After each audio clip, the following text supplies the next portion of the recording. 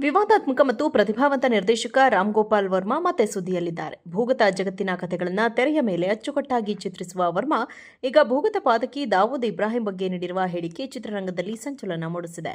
ಇತ್ತೀಚೆಗೆ ಫಿಲ್ಮ್ಫೇರ್ಗೆ ನೀಡಿದ ಸಂದರ್ಶನದಲ್ಲಿ ಮಾತನಾಡಿದ ಆರ್ಜಿವಿ, ತಮ್ಮ ಆತ್ಮಚರಿತ್ರೆಯಾದ ಗನ್ಸ್ ಆ್ಯಂಡ್ ಥೈಸ್ ಪುಸ್ತಕವನ್ನು ಭೂಗತ ಪಾತಕಿ ದಾವೂದ್ ಇಬ್ರಾಹಿಂಗೆ ಅರ್ಪಿಸಲು ಬಯಸಿದಾಗಿ ಬಹಿರಂಗಪಡಿಸಿದ್ದಾರೆ. ನಾನು ನನ್ನ ಪುಸ್ತಕವನ್ನು ದಾವೂದ್ ಇಬ್ರಾಹಿಂಗೆ ಅರ್ಪಿಸಿದೆ, ಆದರೆ ಪ್ರಕಾಶಕರು ಅವನ ಹೆಸರನ್ನು ತೆಗೆದುಹಾಕಿದರು. ಒಂದು ವೇಳೆ ದಾವೂದ್ ಇಬ್ರಾಹಿಂ ಇಲ್ಲದಿದ್ದರೆ ನಾನು ಸತ್ಯ ಮತ್ತು ಕಂಪನಿ ರೀತಿಯ ಐಕಾನಿಕ್ ಚಿತ್ರಗಳನ್ನು ಮಾಡಲು ಸಾಧ್ಯವಾಗ್ತಾ ಇರಲಿಲ್ಲ. ಅವನಿಲ್ಲದೆ ನಾನು ಜೀವನೋಪಾಯವನ್ನು ಕಂಡುಕೊಳ್ಳಲು ಸಾಧ್ಯವಿರಲಿಲ್ಲ. ಹಾಗಾಗಿ ನಾನು ಅವನಿಗೆ ಪುಸ್ತಕವನ್ನು ಯಾಕೆ ಅರ್ಪಿಸಬಾರದು ಎಂದು ಅವರು ಪ್ರಶ್ನಿಸಿದ್ದಾರೆ. 1990ರ ದಶಕದಲ್ಲಿ ಬಾಲಿವುಡ್ ಚಿತ್ರರಂಗದ ಮೇಲೆ ಭೂಗತ ಜಗತ್ತಿನ ಪ್ರಭಾವ ಹೆಚ್ಚಾಗಿತ್ತು. ಅನೇಕ ನಟರು ಮತ್ತು ನಿರ್ದೇಶಕರು ಬೆದರಿಕೆ ಕರೆಗಳನ್ನು ಸ್ವೀಕರಿಸ್ತಾ ಇದ್ರು, ಆದರೆ ತಮಗೆ ಎಂದಿಗೂ ಅಂತಹ ಕರೆಗಳು ಬರಲಿಲ್ಲ ಎಂದು ವರ್ಮಾ ಹೇಳಿದ್ದಾರೆ. ಇದಕ್ಕೆ ಕಾರಣ ಏನು ಎಂಬುದನ್ನು ಅವರು ವಿವರಿಸಿದ್ದಾರೆ. ಗ್ಯಾಂಗ್ಸ್ಟರ್ಗಳು ನನ್ನ ನಿರ್ದೇಶನದ ಸತ್ಯ ಮತ್ತು ಕಂಪನಿ ಸಿನಿಮಾಗಳನ್ನು ತುಂಬಾ ಇಷ್ಟಪಡ್ತಿದ್ರು. ನಾನು ಅವರ ಜೀವನವನ್ನು ತೆರೆಯ ಮೇಲೆ ತೋರಿಸಿದ ರೀತಿ ಅವರಿಗೆ ಇಷ್ಟವಾಗಿತ್ತು. ಹಾಗಾಗಿ ಅವರು ನನ್ನನ್ನು ಎಂದಿಗೂ ತೊಂದರೆಗೆ ಸಿಲುಕಿಸಲಿಲ್ಲ. ಬದಲಾಗಿ ನಾನು ಅವರಿಗೆ ಒಬ್ಬ ಆತ್ಮೀಯ ಗೆಳೆಯನಂತೆ ಕಂಡೆ ಎಂದು ರಾಮ್ ಗೋಪಾಲ್ ವರ್ಮಾ ಹೇಳಿಕೊಂಡಿದ್ದಾರೆ.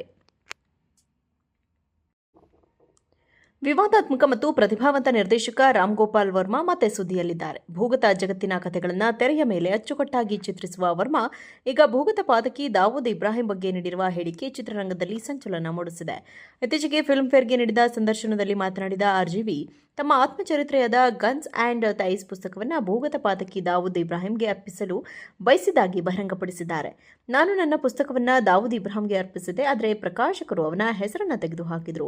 ಒಂದು ವೇಳೆ ದಾವೂದ್ ಇಬ್ರಾಹಿಂ ಇಲ್ಲದಿದ್ದರೆ ನಾನು ಸತ್ಯ ಮತ್ತು ಕಂಪನಿ ರೀತಿಯ ಐಕಾನಿಕ್ ಚಿತ್ರಗಳನ್ನು ಮಾಡಲು ಸಾಧ್ಯವಾಗ್ತಾ ಇರಲಿಲ್ಲ. ಅವನಿಲ್ಲದೆ ನಾನು ಜೀವನೋಪಾಯವನ್ನು ಕಂಡುಕೊಳ್ಳಲು ಸಾಧ್ಯವಿರಲಿಲ್ಲ. ಹಾಗಾಗಿ ನಾನು ಅವನಿಗೆ ಪುಸ್ತಕವನ್ನು ಯಾಕೆ ಅರ್ಪಿಸಬಾರದು ಎಂದು ಅವರು ಪ್ರಶ್ನಿಸಿದ್ದಾರೆ. 1990ರ ದಶಕದಲ್ಲಿ ಬಾಲಿವುಡ್ ಚಿತ್ರರಂಗದ ಮೇಲೆ ಭೂಗತ ಜಗತ್ತಿನ ಪ್ರಭಾವ ಹೆಚ್ಚಾಗಿತ್ತು.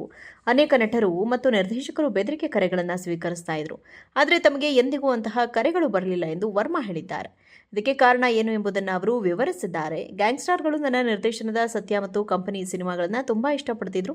ನಾನು ಅವರ ಜೀವನವನ್ನು ತೆರೆಯ ಮೇಲೆ ತೋರಿಸಿದ ರೀತಿ ಅವರಿಗೆ ಇಷ್ಟವಾಗಿತ್ತು. ಹಾಗಾಗಿ ಅವರು ನನ್ನನ್ನು ಎಂದಿಗೂ ತೊಂದರೆಗೆ ಸಿಲುಕಿಸಲಿಲ್ಲ. ಬದಲಾಗಿ ನಾನು ಅವರಿಗೆ ಒಬ್ಬ ಆತ್ಮೀಯ ಗೆಳೆಯನಂತೆ ಕಂಡೆ ಎಂದು ರಾಮ್ ಗೋಪಾಲ್ ವರ್ಮಾ ಹೇಳಿಕೊಂಡಿದ್ದಾರೆ. ವಿವಾದಾತ್ಮಕ ಮತ್ತು ಪ್ರತಿಭಾವಂತ ನಿರ್ದೇಶಕ ರಾಮ್ ಗೋಪಾಲ್ ವರ್ಮಾ ಮತ್ತೆ ಸುದ್ದಿಯಲ್ಲಿದ್ದಾರೆ. ಭೂಗತ ಜಗತ್ತಿನ ಕಥೆಗಳನ್ನು ತೆರೆಯ ಮೇಲೆ ಅಚ್ಚುಕಟ್ಟಾಗಿ ಚಿತ್ರಿಸುವ ವರ್ಮಾ ಈಗ ಭೂಗತ ಪಾತಕಿ ದಾವೂದ್ ಇಬ್ರಾಹಿಂ ಬಗ್ಗೆ ನೀಡಿರುವ ಹೇಳಿಕೆ ಚಿತ್ರರಂಗದಲ್ಲಿ ಸಂಚಲನ ಮೂಡಿಸಿದೆ.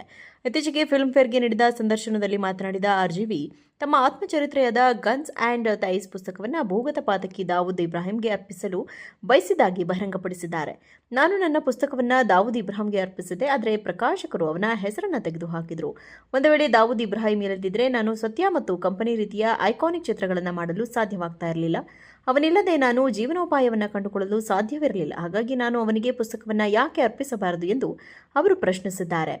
1990ರ ದಶಕದಲ್ಲಿ ಬಾಲಿವುಡ್ ಚಿತ್ರರಂಗದ ಮೇಲೆ ಭೂಗತ ಜಗತ್ತಿನ ಪ್ರಭಾವ ಹೆಚ್ಚಾಗಿತ್ತು. ಅನೇಕ ನಟರು ಮತ್ತು ನಿರ್ದೇಶಕರು ಬೆದರಿಕೆ ಕರೆಗಳನ್ನು ಸ್ವೀಕರಿಸ್ತಾ ಇದ್ರು, ಆದರೆ ತಮಗೆ ಎಂದಿಗೂ ಅಂತಹ ಕರೆಗಳು ಬರಲಿಲ್ಲ ಎಂದು ವರ್ಮಾ ಹೇಳಿದ್ದಾರೆ. ಇದಕ್ಕೆ ಕಾರಣ ಏನು ಎಂಬುದನ್ನು ಅವರು ವಿವರಿಸಿದ್ದಾರೆ. ಗ್ಯಾಂಗ್ಸ್ಟರ್ಗಳು ನನ್ನ ನಿರ್ದೇಶನದ ಸತ್ಯ ಮತ್ತು ಕಂಪನಿ ಸಿನಿಮಾಗಳನ್ನು ತುಂಬಾ ಇಷ್ಟಪಡ್ತಿದ್ರು. ನಾನು ಅವರ ಜೀವನವನ್ನು ತೆರೆಯ ಮೇಲೆ ತೋರಿಸಿದ ರೀತಿ ಅವರಿಗೆ ಇಷ್ಟವಾಗಿತ್ತು. ಹಾಗಾಗಿ ಅವರು ನನ್ನನ್ನು ಎಂದಿಗೂ ತೊಂದರೆಗೆ ಸಿಲುಕಿಸಲಿಲ್ಲ. ಬದಲಾಗಿ ನಾನು ಅವರಿಗೆ ಒಬ್ಬ ಆತ್ಮೀಯ ಗೆಳೆಯನಂತೆ ಕಂಡೆ ಎಂದು ರಾಮ್ ಗೋಪಾಲ್ ವರ್ಮಾ ಹೇಳಿಕೊಂಡಿದ್ದಾರೆ.